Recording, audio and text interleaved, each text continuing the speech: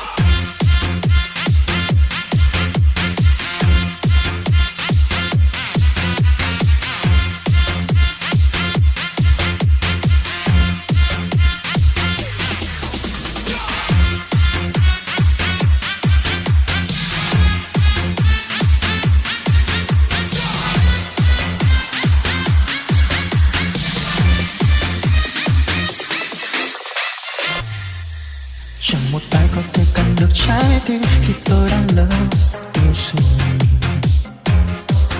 Đừng ai can ngăn tôi, khuyên tôi buông xuôi vì yêu không còn lối. Anh cũng ước muốn khao khát được yêu, được chờ mong tới giờ anh nhắc đưa đón buổi chiều. Mỗi sáng thức dậy được nắm một người nằm cạnh ngủ say,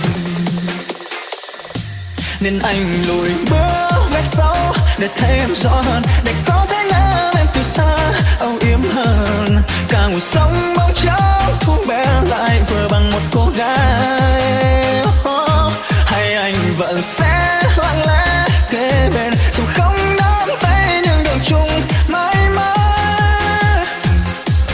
Và từ ấy anh mất anh hồn nhiên đến là